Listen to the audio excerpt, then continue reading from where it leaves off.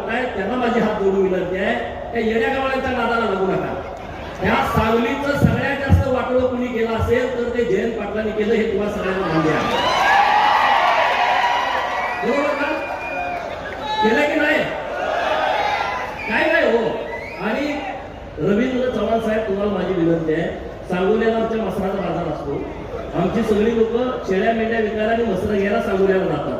आता काय काय नवीन मुंबईकडची लोक आली, त्यांना माहित नसतं म्हशी कुठली बस घ्यायची, कुठल्याला धाड निघते. ते ज्याला कास मोठे ते होते, हिला कासाला मोठे, हिला घेऊया, ही दूध देईल. त्याला कोणीतरी दलाल गंडवतं. ते जेव्हा घरी येऊन येतात तेव्हा 2 लिटर दूध निघतंय. ते डोक्याला हात लावतोय, आणि कासाला मोठी आहे. हे जयंत पाटील कासाला मोठा आहे,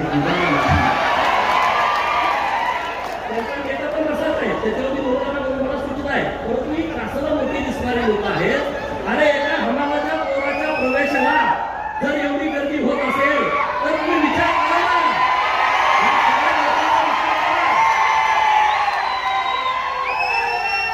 आणि त्यामुळं या